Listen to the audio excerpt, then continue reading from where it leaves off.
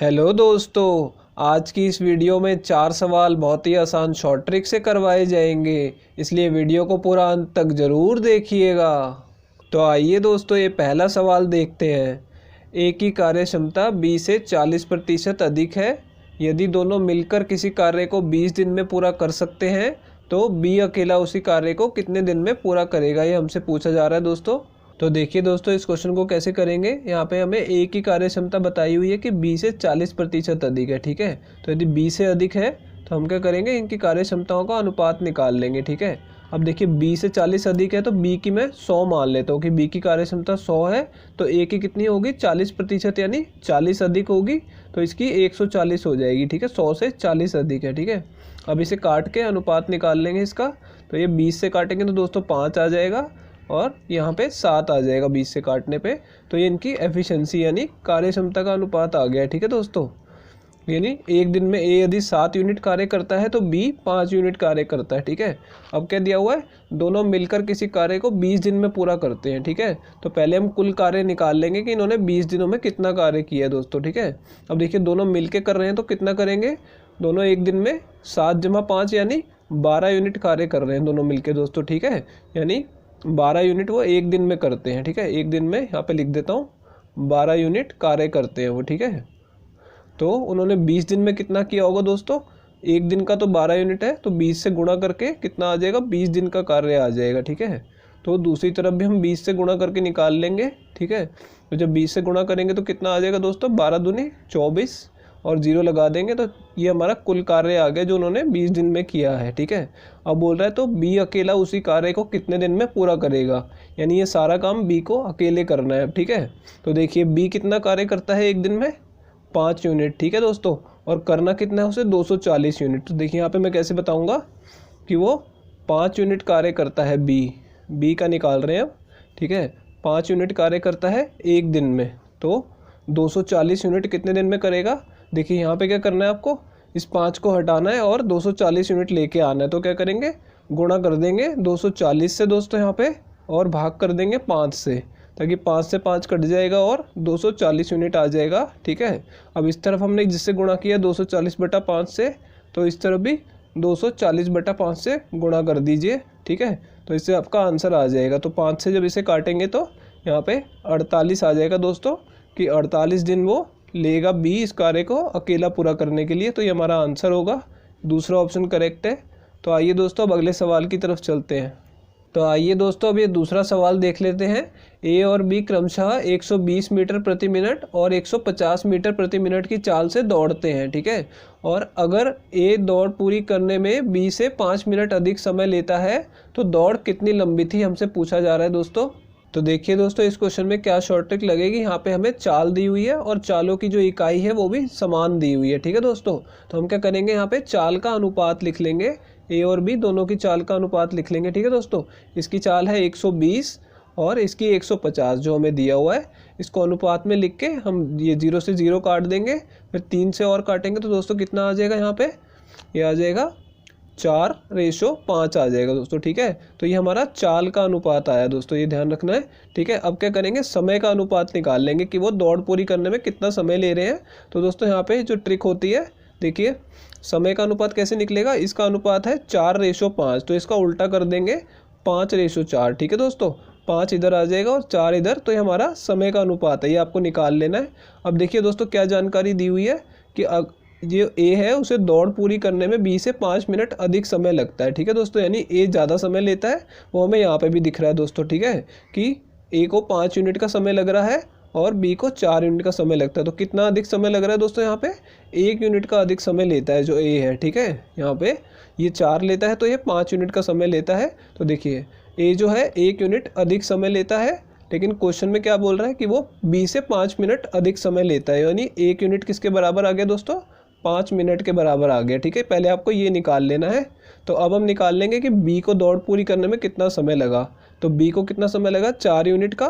तो 4 यूनिट की वैल्यू कैसे निकलेगी दोस्तों, दोनों तरफ 4 से गुणा कर दीजिए। तो इससे क्या होगा कि 4 यूनिट जो बी ने समय लिया है वो हमारा आ जाएगा कि वो आ गया 5 चौक 20 मिनट का समय आ गया दोस्तों, ठीक है। यानी कि बी ने 20 मिनट का समय लिया है दौड़ पूरी करने में, ठीक है। अब देखिए बी की चाल कितनी है, बी जो है 1 मिनट में 150 मीटर दौड़ता है। तो 150 मीटर प्रति मिनट का मतलब यही हुआ कि वो 1 मिनट में, ठीक है दोस्तों, 1 मिनट में वो दौड़ता है 150 मीटर, जो यहाँ पे ऊपर दिया हुआ है। ठीक है, तो हमें क्या करना है, उसकी कुल दूरी निकालने के लिए क्या करेंगे, 20 मिनट का निकाल लेंगे, दोनों तरफ 20 से गुणा कर देंगे दोस्तों यहाँ पे। ठीक है, तो कितना आ जाएगा कि वो 20 मिनट में कितना दौड़ा है यहाँ पे, तो इसको 15 दूनी 30 आ जाएगा और 2 जीरो और लग जाएंगे, यानी वो 3000 मीटर दौड़ा है दोस्तों। ठीक है, तो पूरी दौड़ आ गई उसकी, कितनी है, 3000 मीटर। अब इसको किलोमीटर में बदलेंगे तो कितना आ जाएगा दोस्तों, 3 किलोमीटर की दौड़ थी। ठीक है, तो ये हमारा आंसर आ गया दोस्तों, ये तीसरा ऑप्शन करेक्ट है। तो आइए दोस्तों अब अगले सवाल की तरफ चलते हैं। तो दोस्तों अगला सवाल शुरू करने से पहले अगर ये वीडियो आपको पसंद आ रही है तो दोस्तों इसे लाइक कर दीजिएगा, और दोस्तों अगर आप लोग चैनल पे नए हैं तो चैनल को सब्सक्राइब जरूर कर लीजिएगा। तो आइए दोस्तों अब ये तीसरा सवाल देखते हैं। यदि एक रेलगाड़ी 51 किलोमीटर प्रति घंटा की चाल से चलती है तो अपने गंतव्य स्थान पर 25 मिनट देरी से पहुंचती है। यदि उसकी चाल 68 किलोमीटर प्रति घंटा कर दी जाए तो वह गंतव्य स्थान पर 10 मिनट की देरी से पहुंचती है, तो उसका यात्रा पूरी करने का सही समय बताइए। तो देखिए दोस्तों, यहाँ पे पहले उसकी चाल दी हुई है, 51 की चाल से जब वो चलती है तो 25 मिनट देरी से पहुँचती है, और जब चाल को बढ़ा दिया जाता है, 68 कर दिया जाता है, तो वो 10 मिनट की देरी से पहुँचती है। ठीक है दोस्तों, तो यहाँ पे बोल रहा है कि उसका सही समय कितना था, यानी कि उसे कितना समय लेना था, कुल समय यात्रा पूरी करने में, वो हमें बताना होगा। ठीक है दोस्तों, तो यहाँ पे हमें चालें दी हुई हैं, तो हम क्या करेंगे, चाल का अनुपात ले लेंगे दोस्तों। ठीक है, तो यानी पहले की चाल और अब जो उसकी चाल है वृद्धि होने के बाद, ठीक है, दोनों चालें लिख लेंगे, इनका अनुपात ले लेंगे। ठीक है दोस्तों, तो 51 अनुपात 68 लिख लेंगे, तो ये चाल का अनुपात है, मैं यहाँ पे लिख देता हूँ। ठीक है, अब इसे काट लेंगे दोस्तों, 17 के पहाड़े से दोनों कट जाएंगे तो 3:4 आ जाएगा दोस्तों। ठीक है, अब देखिए चाल का अनुपात आ गया 3:4, और इसे मैंने आपको बताया था पिछले क्वेश्चन में, इसे उल्टा कर लेंगे, 4:3 कर लेंगे तो ये समय का अनुपात आ जाता है दोस्तों। ठीक है, इसका यूज़ करके आप आसानी से आंसर निकाल सकते हैं। देखिए अब इसमें क्या करना है कि पहले उसे 4 यूनिट का समय लग रहा था, तो अब उसे 3 यूनिट का समय लग रहा है। ठीक है दोस्तों, अब देखिए यानी अब जो समय ले रही है वो पहले ज़्यादा समय ले रही थी। ठीक है, तो यहाँ पे देखिए दोस्तों वो 10 मिनट की देरी से पहुँच रही है। ठीक है, चाल बढ़ने के बाद, और पहले वो 25 मिनट की देरी से पहुँचती थी। ठीक है, तो यानी कि अब की तुलना में वो 15 मिनट ज़्यादा लेती थी। ठीक है दोस्तों, यहाँ पे देखिए अब 10 मिनट ले रही है, और पहले 25 मिनट की देरी से पहुँचती थी, तो 15 मिनट वो ज़्यादा लेती थी पहले। ठीक है दोस्तों, और यहाँ पे यूनिट में देखेंगे तो 1 यूनिट ज़्यादा समय लेती थी वो। ठीक है दोस्तों, तो यानी ये जो 1 यूनिट आया है ये किसके बराबर होगा, वो जो हमने अभी निकाला है 15 मिनट के बराबर दोस्तों। ठीक है, कि वो पहले 15 मिनट ज़्यादा लेती थी।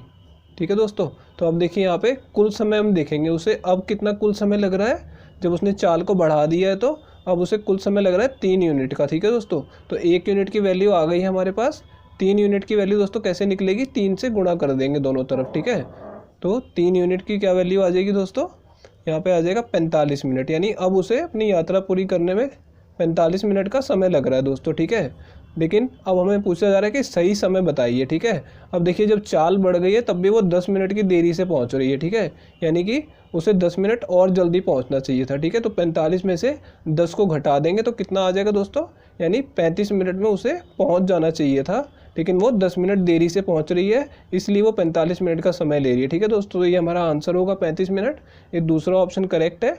तो आइए दोस्तों अब अगले सवाल पे चलते हैं। तो आइए दोस्तों अब ये चौथा सवाल देखते हैं। 5 व्यक्तियों को किसी कार्य को पूरा करने के लिए 18 दिनों तक 8 घंटे प्रतिदिन कार्य करना पड़ता है। यदि 6 दिन बाद एक व्यक्ति काम छोड़कर चला जाता है तो शेष कार्य कितने दिनों में पूरा होगा, ये हमसे पूछा जा रहा है दोस्तों। तो देखिए दोस्तों इस सवाल को कैसे करना है, इसमें पूछा जा रहा है कि शेष कार्य कितने दिनों में पूरा होगा। ठीक है, तो शेष कार्य निकालने के लिए कि कितने दिनों में पूरा होगा, पहले हमें शेष कार्य पता करना पड़ेगा, कितना कार्य शेष है। तो पहले देखिए यहाँ पे 18 दिनों में उन्हें कुल कितना कार्य करना था, पहले वो निकालेंगे और उसके बाद 6 दिनों में उन्होंने कितना कार्य किया उस व्यक्ति के जाने से पहले, तो उसको कुल कार्य में से घटा लेंगे, तब हमें शेष कार्य पता लगेगा, तब हम निकाल पाएंगे कि कितने दिनों में वो कार्य पूरा होगा। तो देखिए यहाँ पे मैं आपको कुल कार्य निकालने के लिए एक फॉर्मूला बता रहा हूँ कि कुल कार्य कैसे निकलेगा दोस्तों। इसमें आपने फॉर्मूला सुना होगा, ये MDH के नाम से फॉर्मूला होता है। ठीक है, ये इस चैप्टर में यूज़ होता है। तो देखिए M का मतलब होगा कितने व्यक्तियों का समूह है, और D का मतलब दिनों की संख्या, और H मतलब आवर यानी घंटों की संख्या। तो इन तीनों का गुणा करके हमें कुल कार्य पता लगेगा। तो 5 व्यक्ति हैं और 18 दिनों तक काम करते हैं और 8 घंटे प्रतिदिन कार्य करते हैं। ठीक है दोस्तों, तो ये 8 पंजे 40 हो जाएगा और 40 को 18 से गुणा करेंगे तो 18 चौक 72 होता है। तो 720 यानी कि हमें कुल कार्य करना है 720, तो 720 यूनिट लिख रहा हूँ यहाँ पे दोस्तों। ठीक है कि 720 यूनिट कार्य करना है। और 6 दिन बाद व्यक्ति छोड़ के चला गया काम को, तो 6 दिनों तक उन्होंने 5 व्यक्तियों ने ही काम किया होगा, तो उसको भी हम इसी फॉर्मूले से निकाल लेंगे कि 5 व्यक्तियों ने कार्य किया है दोस्तों। ठीक है, और दिनों की संख्या कितनी हो जाएगी कि 6 दिनों तक उन्होंने कार्य किया है। ठीक है, तो यहाँ पे दिनों में 6 लिख देंगे और 8 घंटे रोज काम किया है। ठीक है दोस्तों, तो इसे गुणा करेंगे तो क्या आ जाएगा कि 6 दिन का कार्य आ जाएगा। ठीक है दोस्तों, यहाँ पे 6 दिन का कार्य मैं लिख देता हूँ। तो 6 दिन में कितना कार्य किया है, 5 6 30 हो गया। 30 को 8 से गुणा करेंगे तो दोस्तों 240 यूनिट उन्होंने कार्य कर लिया है 720 में से। ठीक है, तो शेष कार्य कितना हो जाएगा दोस्तों, इसको घटा लेंगे। ठीक है, तो शेष कार्य हमारे पास आ जाएगा कि कितना कार्य उन्हें करना है। तो इसे घटाएंगे तो दोस्तों कितना आ जाएगा, यहाँ पे 12 में से 4 गया तो 8 और यहाँ पे 6 में से 2 गया तो 4, यानी 480 यूनिट कार्य अभी शेष है, जो बाकी 4 व्यक्ति बचे हैं उन्हें करना है। ठीक है दोस्तों, तो यहाँ पे देखिए मैंने आपको बताया था कुल कार्य किसके बराबर होता है, इसके MDS फॉर्मूले के। ठीक है, तो यहाँ पे देखिए अब जो कार्य बचा हुआ है वही उनके लिए कुल कार्य है, जो शेष कार्य है। ठीक है, तो उन्हें कार्य कितना करना है, 480 करना है। ठीक है दोस्तों, तो ये 480 कार्य किसके बराबर होगा, MDS के, यानी कितने व्यक्ति बचे हैं। तो एक व्यक्ति तो दोस्तों काम छोड़ के चला गया है। ठीक है, तो बचे कितने हैं, 4 व्यक्ति बचे हैं दोस्तों यहाँ पे। ठीक है, और दिनों की संख्या वो हमसे पूछी गई है कि कितने दिनों में कार्य पूरा होगा, तो उसको हम यहाँ पे D की जगह पे D लिखा रहने देंगे। ठीक है, M की जगह पे हमने लिख लिया 4 व्यक्ति काम कर रहे हैं, D की जगह पे D लिखा रहेगा। और कितने घंटे काम कर रहे हैं, पहले की तरह 8 घंटे ही वो काम करते रहेंगे। ठीक है, तो हमें D की वैल्यू निकालनी है यहाँ पे बस। ठीक है दोस्तों, 4 से इसे काटेंगे तो कितना आ जाएगा दोस्तों, ये 120 पे कटेगा। ठीक है, और 8 से जब इसे काटेंगे तो 15 अट्ठे होता है 120, तो यहाँ पे 15 आ जाएगा दोस्तों, यानी कि 15 हमारा आंसर होगा कि 15 दिन में वो कार्य पूरा हो जाएगा। तो दोस्तों ये तीसरा ऑप्शन करेक्ट है। तो दोस्तों इस वीडियो को यहीं ख़त्म करते हैं। वीडियो अगर आपको पसंद आई हो तो दोस्तों इसे लाइक कर दीजिएगा। आपसे मिलेंगे अब अगली वीडियो में।